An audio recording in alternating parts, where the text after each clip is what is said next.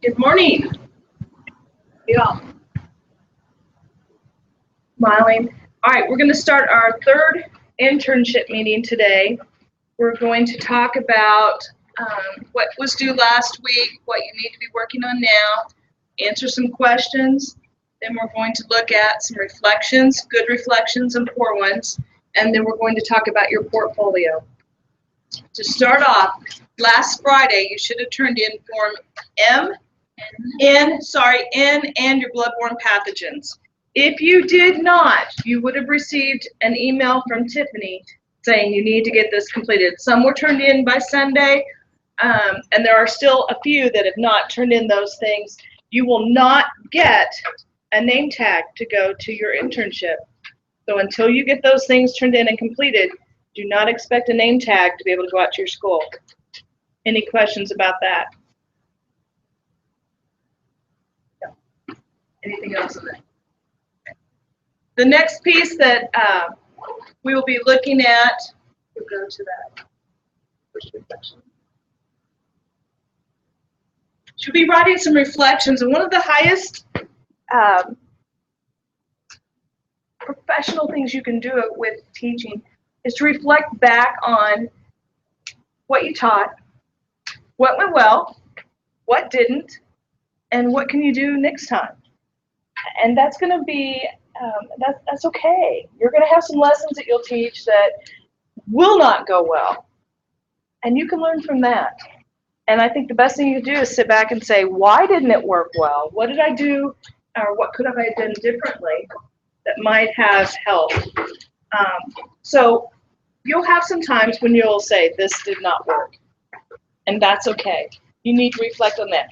And I want you to understand, if you reflect on that in your reflections, that doesn't mean that's a bad thing. That's good. That shows strength, that I know I did this, I could have done this differently, and I need to change it. So let's look at. This is where the assignment is located in the Blackboard course. You have to make sure and actually open the folder, because there is a rubric in there that you have to use and fill out. Let's look at the rubric.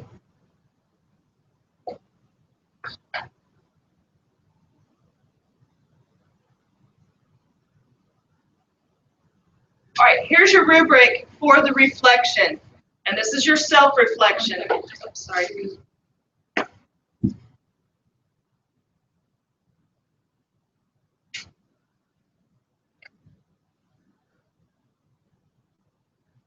All right, and you see here,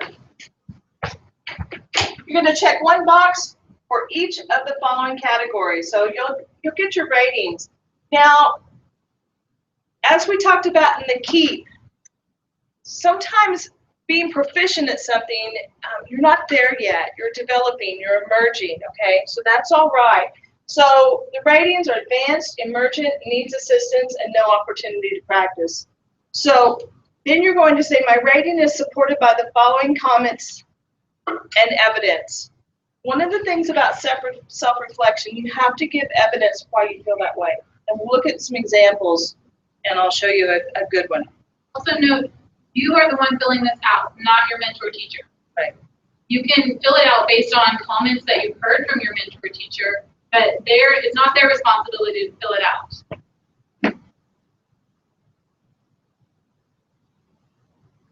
Okay, so looking at the first one, communication, professionalism, and environment. Demonstrates oral, written, and/or nonverbal communication consistent with the expectations of a professional educator. All right, so it's oral and written. When you write a message, if it's sending it to the office or to your mentor teacher, make sure you proof it. Watch for spelling, watch for correct grammar, and look at the tone that you're using in your emails. Sometimes the tone that is written to a mentor teacher or even to an instructor comes across sometimes very harsh. So make sure that your tone is a professional tone. Okay. Next one is receptive to constructive feedback from the mentor teacher and incorporates feedback. Take time to talk to your mentor teacher. and ask, what could I have done differently? And be receptive. If they tell you, you should have done this, don't take it offensively. Be open to the constructive feedback. Classroom management, teaching styles. The candidate identifies 3 individualized theory-based strategies such as Fred Jones, Vygotsky, Kagan, etc. in and out of the classroom. The thing that I want to give you a couple strategies each week, this meeting and the next meeting, that you can take out to the classroom and work with your students, okay? Little strategies. When you are in the classroom, you are not there to sit in a chair and observe. You are integrating with those students, and you're out mingling and what I call working the crowd. That is a strategy. So if I'm out working the crowd,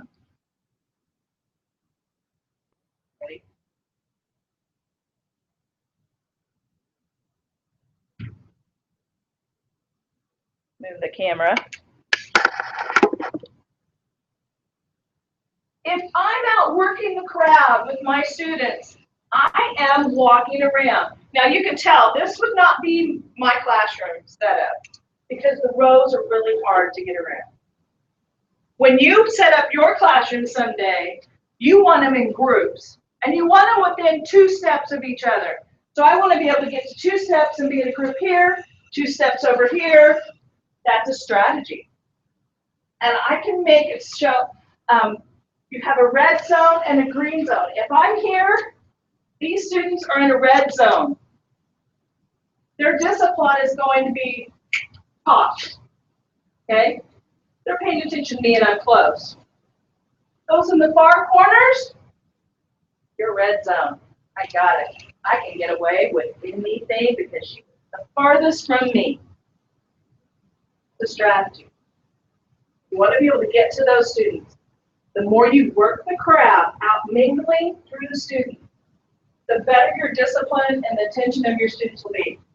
They'll be more engaged and on task with you. So the first strategy I want you to get from me is working the crowd. What is it? Do not sit and observe during your internships. You are working the crowd out with the students. All right? Excellent. The second strategy I'm going to give you is praise, prompt, and lead. Do not spend more than 8 seconds with the student. At that point, they are going to pull you in and be that helpless hand raiser that's going to, oh, I need help. Don't leave. Okay. Some of you have seen some of the Fred Jones things. He has a student tagging on the back of the teacher's skirt. She's dragging him through the hallway. Okay. Praise, prompt, lead. You come up to a student, you look and see what they're doing. We're doing this correct. Good job. I like the way you are, whatever it is you're doing. Good job is too vague. You want to be specific. Tell them what they're doing right and out. Go to the next one. Keep moving around the room. So the 2 strategies today. One is what? Working the crowd. When I'm working the crowd, what am I doing? I'm mingling around, right? The second strategy. Praise, prompt, lead. How long should I stay with a student? No more than 8 seconds. Get out of there. Go to the next one. Okay? I'll give you some more strategies next time. But those are 2 that you can do now in your internship. And you're not doing what while you're out in your internship? Do not sit and observe. You are engaged in the classroom. Okay. Turn to the person beside you and tell them what is working the crowd.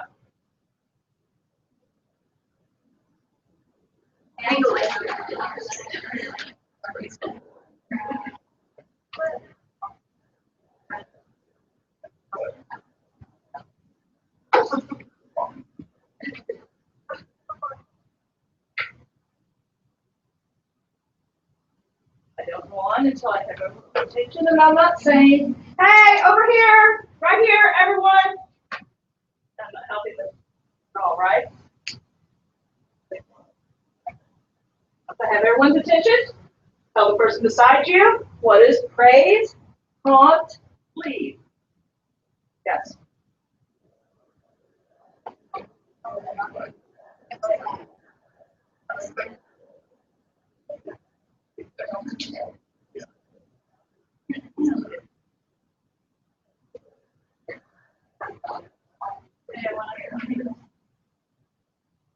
You see how hard it is for me to get back there? I can't get back there very well, can I? I can do the perimeter, but it's hard for me to get back there because of the seating arrangement. Once again, when you get your classroom, put them in groups so you can easily work the crowd. 2 to 3 steps, you should be from one group to the next at all times. That will minimize your disruptions in your classroom discipline issue. Okay? So those 2 things, praise, prompt, leave, and working the crowd.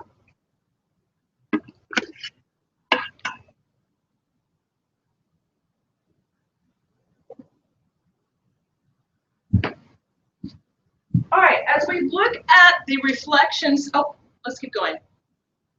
Sorry, we got off on classroom management. We'll go back. Maintains an appropriate, let me go back here. Those strategies are Fred Jones. Sorry, I had to give them to you. Fred Jones right there.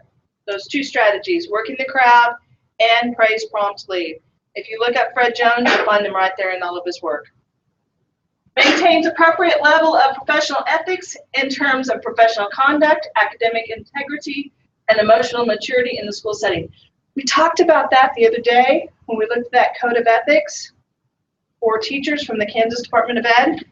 If you're unsure what you should do there, look that document up. How many of you looked at it? A few? I challenge you. Go look at that document. You'll be held to those standards. Technology. Discusses with the mentor teacher strategies for students to use technology to enhance instruction and assessment. Talk to your mentor teacher. See what technology is available. How can you incorporate it?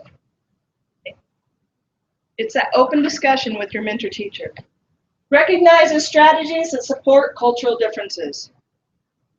Many of you will have students with cultural differences, plus it could be a language difference. Okay. Make sure you look at those strategies. Talk to your mentor teacher. If there's a non-English student in your classroom, talk to the mentor teacher. What can I do to help them?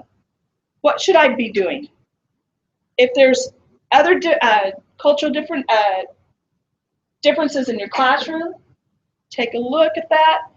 Sit down with your mentor teacher. Know what those are in your classroom. This is your learning environment. You need to take ownership of it. Okay?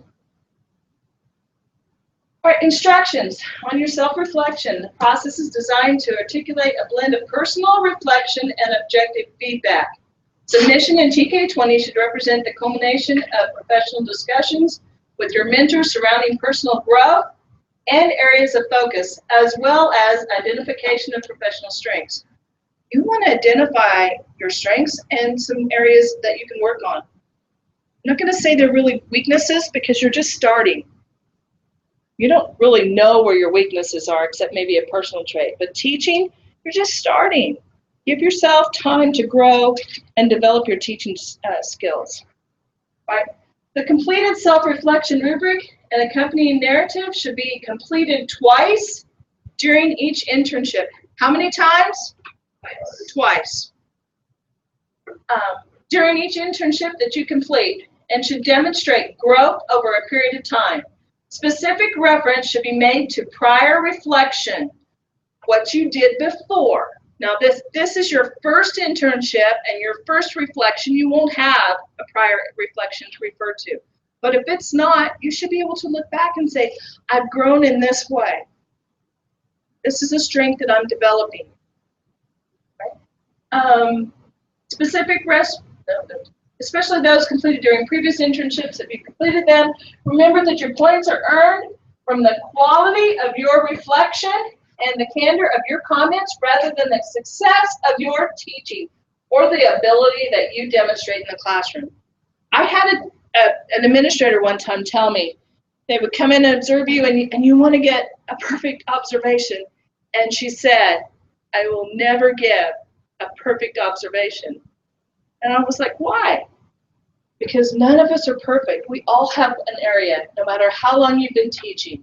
We all have an area that we can strengthen. So when they tell you that you're looking at an area that you can demonstrate that you're building and growing on, we all have it. Every one of us. Okay? So it doesn't mean it's a negative. Okay? Each reflection assignment should contain the following two elements: a completed reflection rubric and the supporting evidence, a 1 to 2 page typed reflection upon your experience to date that specifically identifies 2 areas of strength and 2 areas for improvement. How many areas of strength? 2. And how many areas of improvement? 2. 2. All right. Any questions about what your reflection should be? Yes. Well, I'm in 1 and 2. I have to do 4. Do 4 reflections. Yes. If you are in 2 internships, for example, if you're in a reading internship and a math internship, you have to do every assignment twice because you are in 2 internships. You cannot treat them as 1 internship. So they are 2 separate internships. Even though we have 1 course shell for all the internships, they still remain separate. You get separate grades for them. So you have to do the assignments for each internship. So 2 of everything. Good question. Those of you online, make sure you understand this. If you have 2 internships this semester, you'll do 2 reflections for each one. We'll also do 2 portfolios, teach 2 formal lessons, write 2 formal lesson reflections. Everything is multiplied by 2. Any other questions? No questions? Any online? Good question. Yes. We don't have to do that for correction. This meeting does not include corrections. Corrections is a completely separate internship. None of this applies to corrections. The directions here apply to reading, math, social studies, and science internships, not corrections. Yes.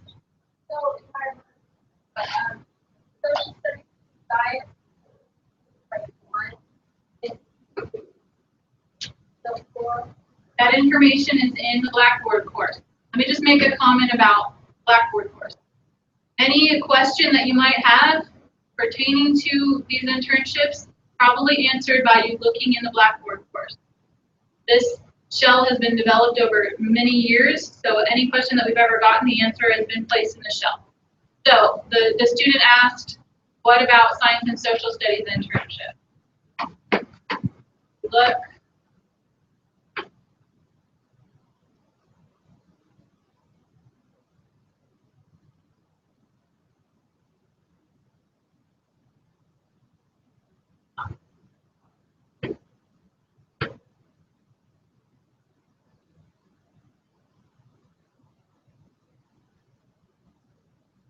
Here's the answer to your question. Those of you enrolled in 2 internships need to complete every assignment for each internship. This means that those of you enrolled in 2 of the following, TL 377, TL 378, TL 478, will submit 2 reflections, 1 assignment. 2 reflections, 2 assignments. No, that means reflection 1, Reflection submit 2 of 1, them. assignments. Reflection 2, submit 2 of Right. those. Submit 2 portfolios, etc. So everything times 2. Each internship stands alone. And down here it talks about the science and social studies internship. So there it says that it's 1 internship, so you complete each assignment once, except the formal lesson and the formal lesson reflection, because you are teaching 2 lessons. So you write a reflection over each. So you will submit 1 of everything, except you will submit 2 formal lesson reflections, and your mentor teacher will submit 2 keep evaluations, because in the science social studies internship, you are teaching 2 lessons. Excellent. I'm going to add one more classroom management piece here. You know, we had working the crowd and praise prompt lead. When you're using a screen like this, one strategy that you can use is to actually come up and touch the words. You're making connection with the type here.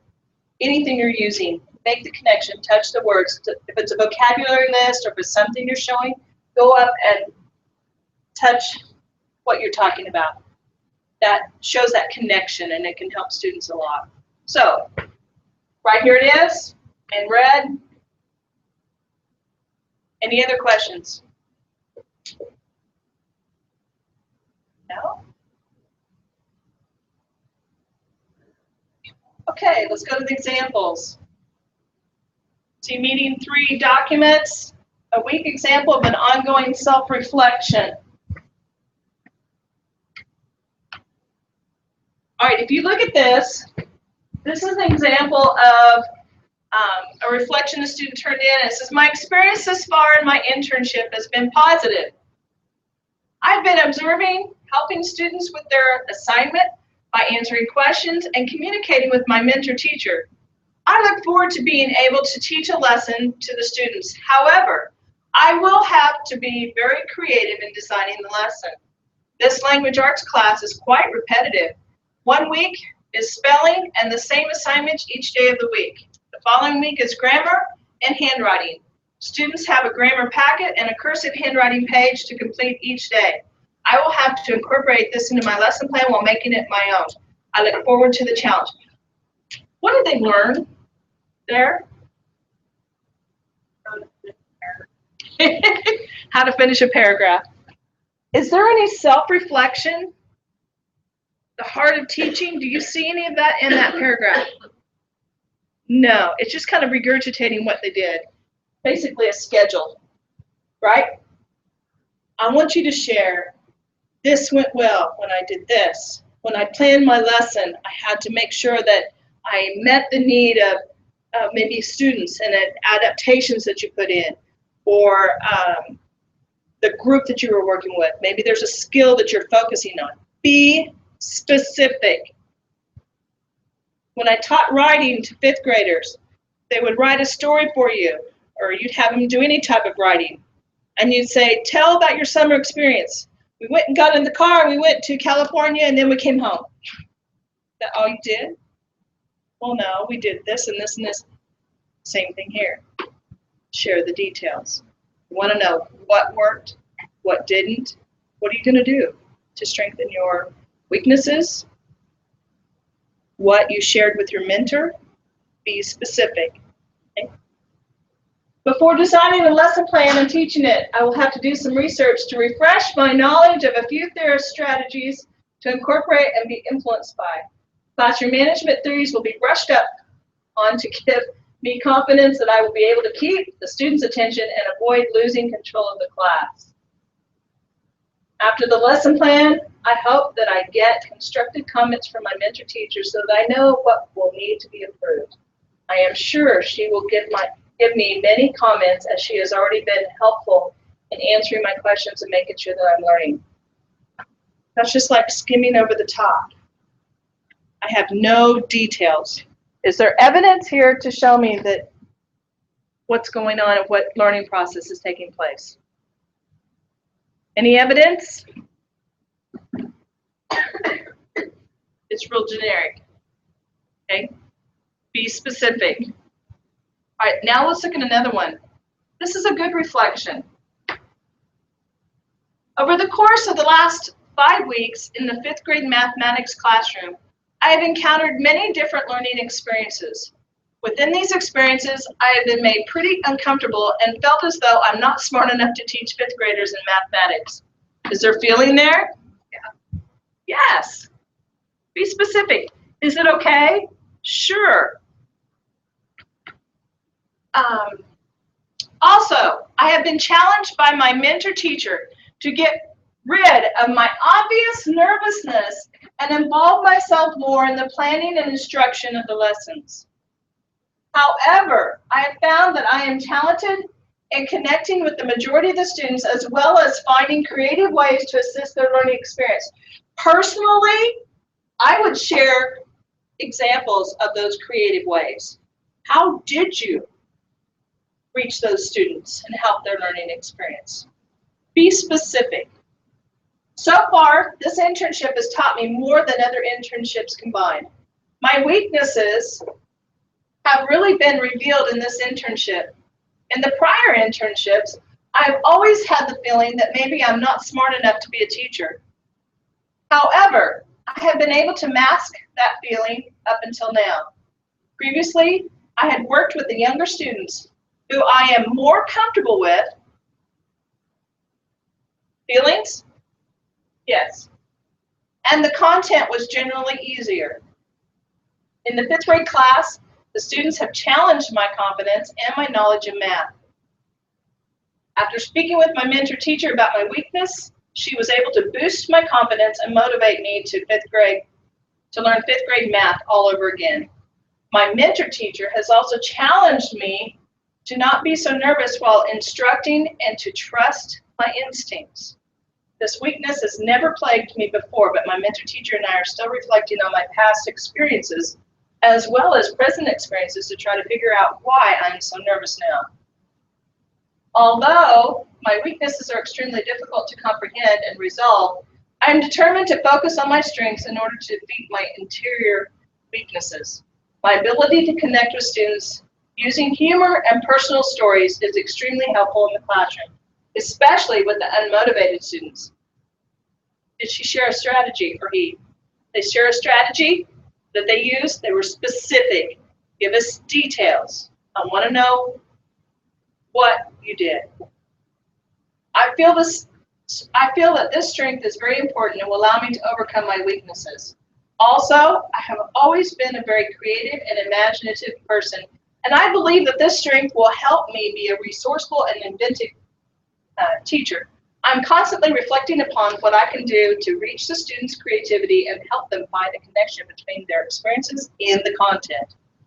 Good details here. I have a direction after reading that as an instructor, and I see they have kind of a plan, and they're working on strengthening that weakness of being nervous, correct? So, good example there. Now, as you're working,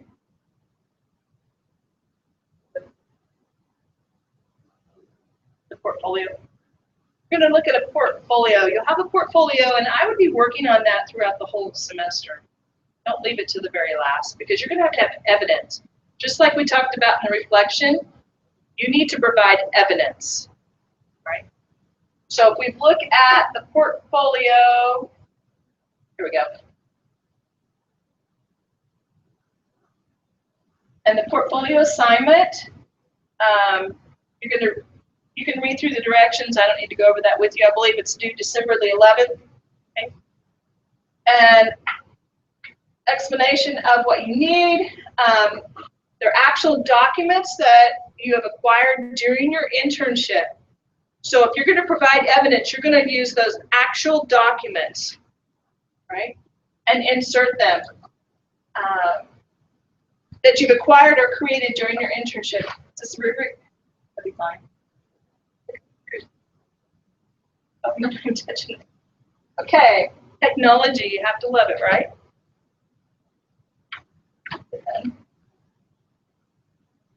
All right, here we go. Communicate. Whoops.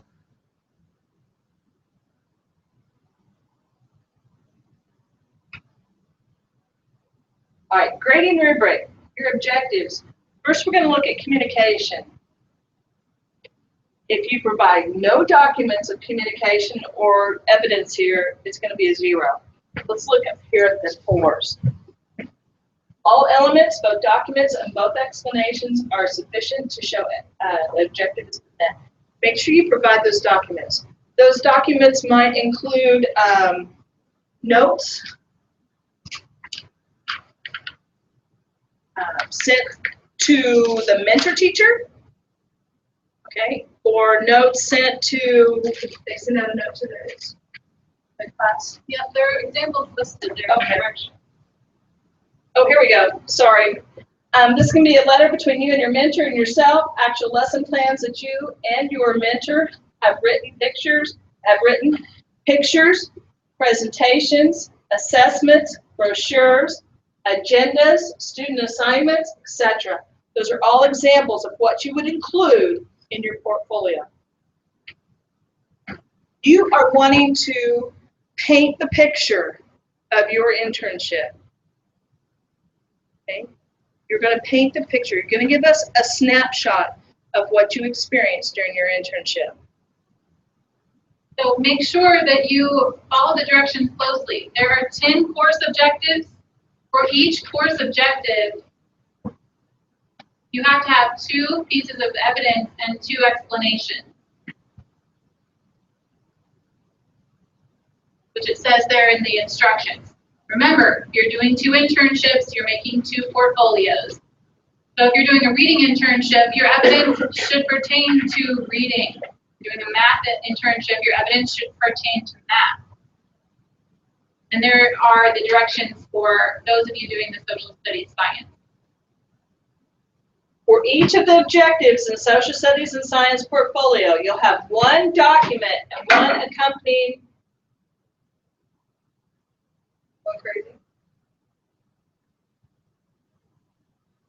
There we go. For each of the objectives in the social studies science portfolio, you'll have 1 document and 1 accompanying explanation pertaining to social studies, and 1 document and 1 accompanying explanation pertaining to science. Any questions? All right. The documents, once again, there's some examples, explanations, Grading rubric. APA format. And here's your first objective, and you're going to apply the examples. Can we go to the good example? I want to share an example of a good portfolio.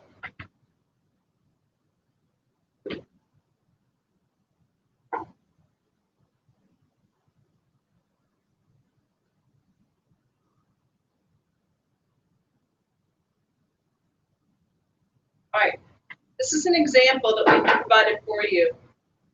Here's your communication objective here and an artifact. Okay. You notice how they covered up, I don't think in that, if you have any student names or anything you want to cover up any of that. Right, this is just covered up because I'm protecting the name of the student who created this portfolio. But if you should have names in yours of students, you want to make sure you cover that up if you're giving examples of student work. But notice this is an actual copy of an email. This is not something she typed into the portfolio. We need to see actual artifacts, not something you recreate and type into your portfolio. The explanation, another artifact. This is where I'm talking about if you have a student's name, you want to block that out. But here's an example. Explanation. And also notice in the explanation, you're both explaining what your artifact is, but then you must go further and explain why your artifact meets the objective. So don't just tell me, oh, this is a note that I wrote to the mentor teacher. Now tell me, why does that meet the communication objective? Right, let's read through this example. This is a copy of questions that I left from my mentor regarding how she teaches guided reading in her classroom. Throughout the semester, it was difficult to find time during class to ask questions or discuss very much because of the need to instruct and supervise the students in the classroom. We experimented with different forms of communication, including email and post-it notes, and found this to be the most effective. I would write the questions with space for her to answer and leave them on her desk. Because it was out in the open and on brightly colored paper, she would see it throughout the day and could answer the questions as she had time. This shows evidence, specifically, this shows evidence not only of communication between myself and the mentor, but effective problem solving regarding how to communicate and visit about topics when the time for visiting was limited.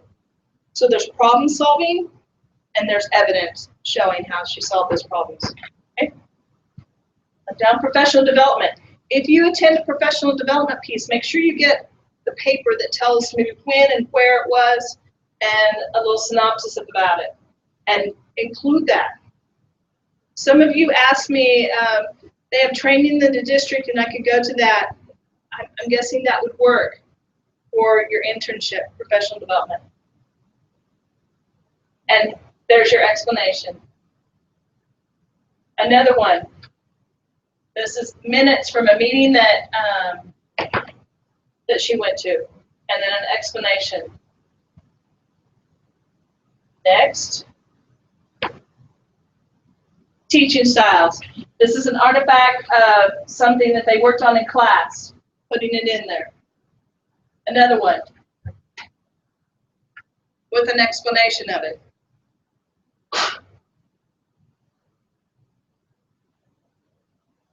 There's another one, project they did, and another explanation. Learning styles. Some examples that she used in class with an explanation. I want to read this one.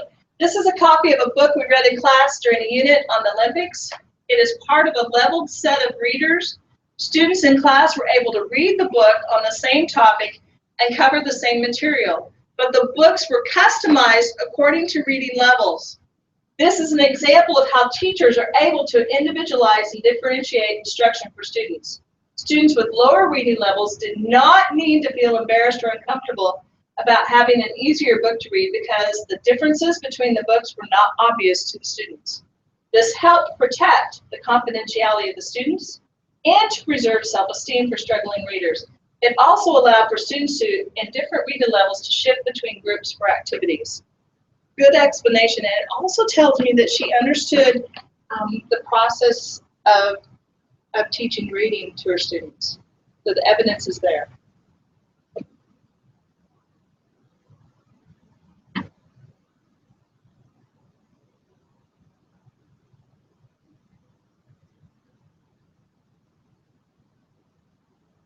Okay, here's artifact 2 and an explanation. This is a worksheet that they use reviewing a chapter and continues on to giving evidence.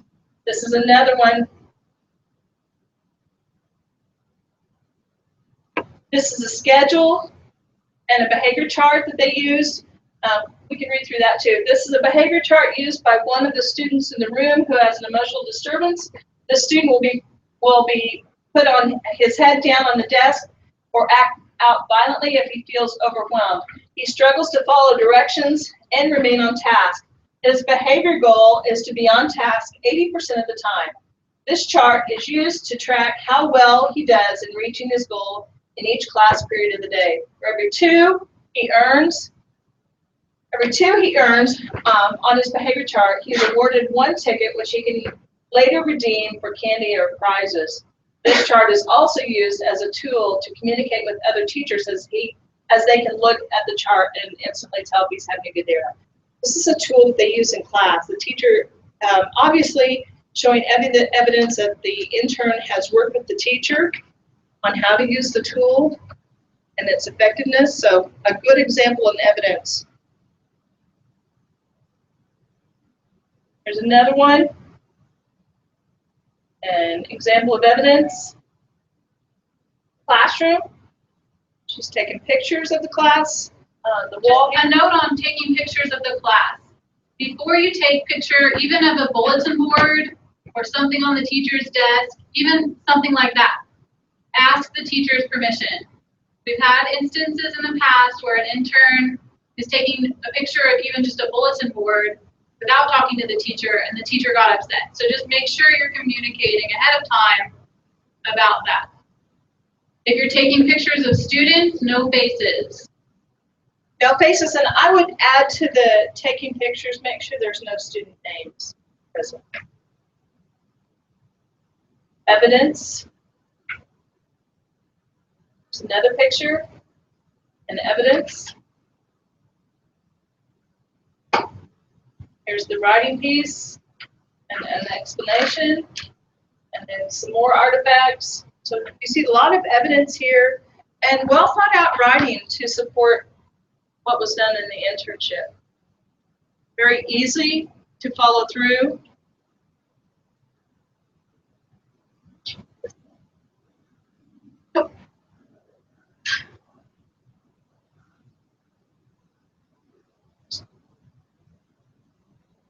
Go back to this. Do you notice how the names are blocked out? For confidentiality reasons, you want to make sure that you block those out. Learning. Students at the back of their head.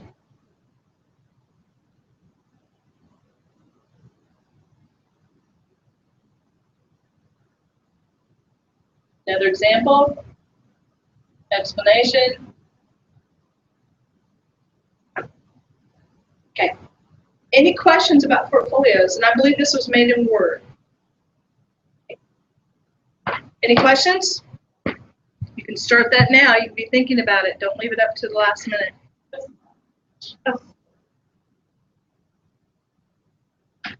We have 2 formal lesson plans for social studies science, but like 1 portfolio, correct? Yes, that's Yes. correct. If you read the directions for the portfolio, it will tell you what to do with that if you're social studies and science. Amanda, yes, 1. I think we just break down our time between the 2. We'll do the science formal lesson with 1 and social studies with the other. Got it, thanks. I think that Jennifer Turner, that's incorrect. No, social studies and science is 1 internship. Some of you may be placed with 2 different teachers, but it is 1 internship. 20 hours of science, 20 hours of social. And if you go back and look in the directions, you'll see where we detailed the differences between social studies and science and what you need to do for each. Jennifer Turner, again, 2 different Yes. teachers, that's fine, but it is 1 internship. So that means you do 1 assignment of each for social studies and science, except the formal lesson, you have to teach that 2 times, 1 for science, 1 for social studies, and that formal lesson reflection, you have to write 2 of them, 1 for science, 1 for social studies. Again, all of that is spelled out in the Blackboard course. Any other questions?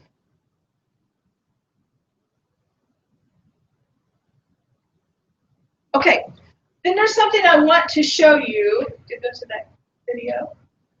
And we're going to do a quick activity before we leave today. Those of you online, you can find the video under Meeting 3 documents. Go ahead.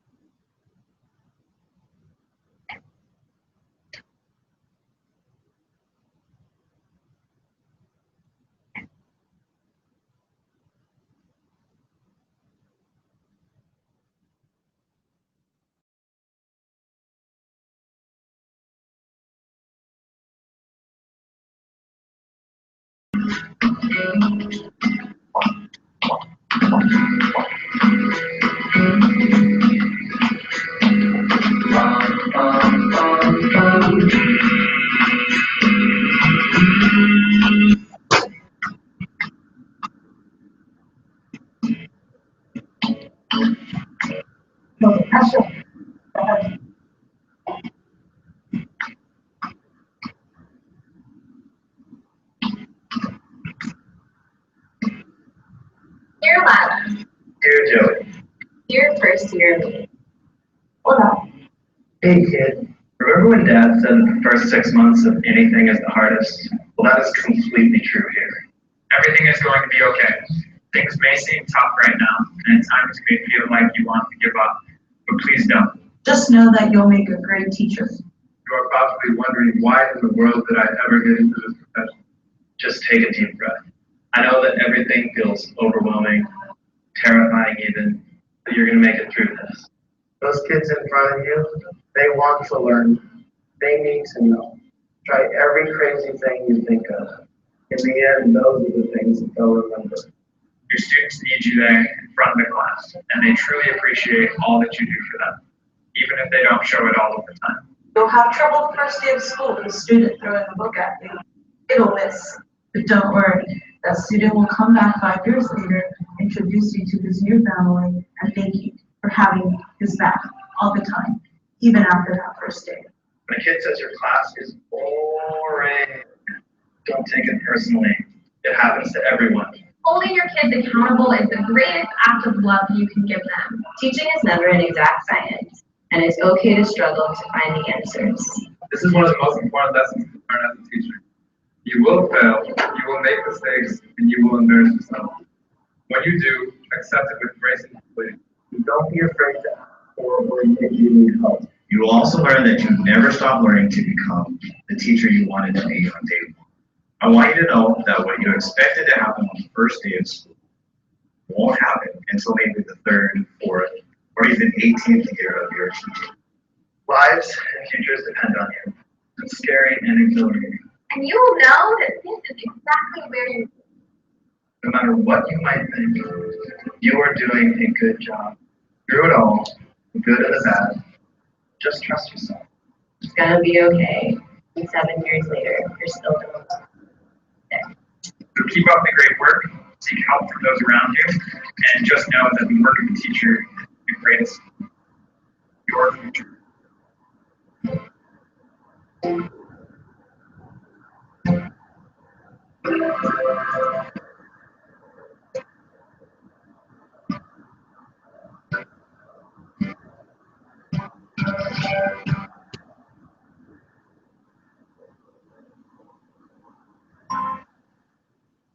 Okay, So pancakes. So- this is what we're going to do. I want you to take your piece of paper and you're going to write a letter to yourself. We're going to adapt this just a little bit to meet the needs of you. On the paper, I want you to write a letter to yourself that you will not open till the end of internships this semester. I want you to write down what you expect to learn and what you expect to, how you expect to grow your professionalism throughout your internship, just to yourself.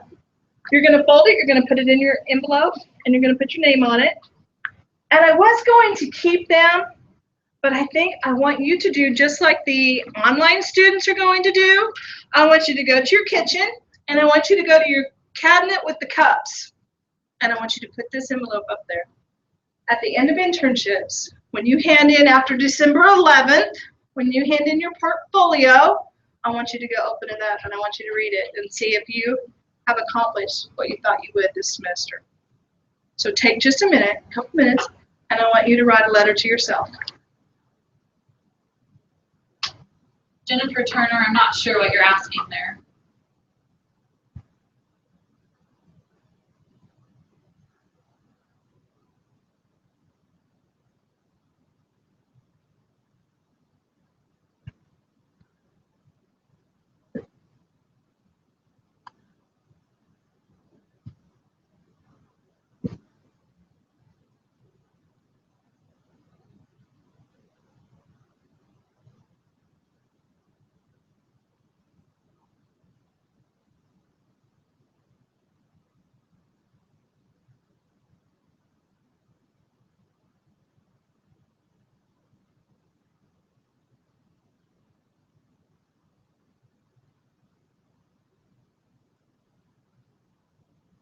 Online students, you can use this time to write your own letter. That's what's going on in the room right now. I'll explain to them. Can they hear you from over there? Okay. So they're writing their letters right now, and they're going to put them in the envelope and put it up in your cabinet at home where the cups are. And at the end of the semester, I want you to read it.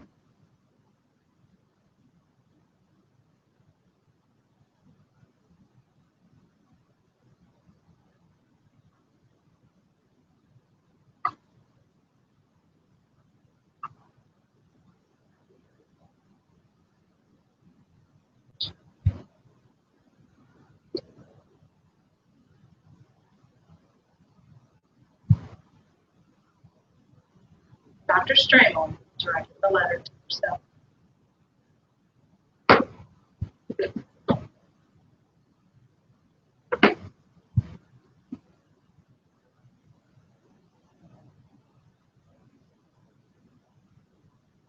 And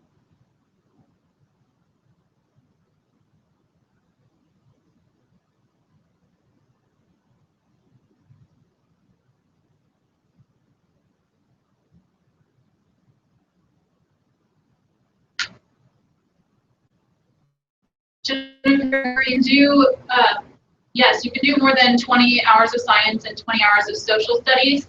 However, your portfolio needs to stick to the directions. Your instructor has a lot of portfolios to grade, and they don't want to go through more than 2 artifacts and 2 explanations per objective. But yes, you can do more hours in the internship classroom too. Once again, make sure you're logging in your hours throughout the semester. Do not wait till the end and do it all in one moment. Make sure you add up your hours and they total the number of hours for your internship before you hand that in.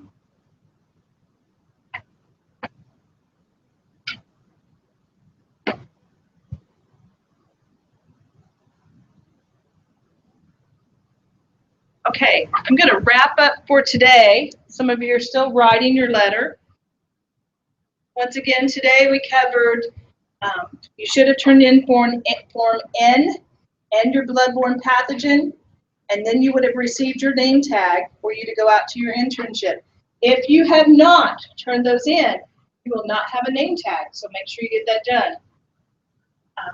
Your reflections, we talked about a good reflection. Make sure you include those pieces of evidence and details that we would want to know in order to see evidence of growth. Also, your portfolio, I would make it a work in progress as you find things that you can use. Okay. Make sure your log is being done each week. Do not put that off to the very end. Make sure you add up your number of hours so that they total the number of hours for that internship. Okay. If you have less, you better make it up. Your letter, put it away, and you can keep that and read through it at the end of the semester, just as a tool to see if you've provided the evidence for that. 2 strategies that I gave you for classroom management. One is what? Working the crowd. You should not be sitting in your internship. You should be up working the crowd. If it was your classroom, you would want to be able to work the crowd within 2 to 3 steps of each group. The second strategy I gave you was praise, prompt, and leave. No more than how many seconds? 8. Then there you go. Praise, prompt, leave, move to the next one. Keep moving, all right? So I leave you with those today, and I will see you on Thursday with a couple more strategies for classroom management, and we'll talk about the rest of the portfolio and your internship detailed information. Okay, I will close for that.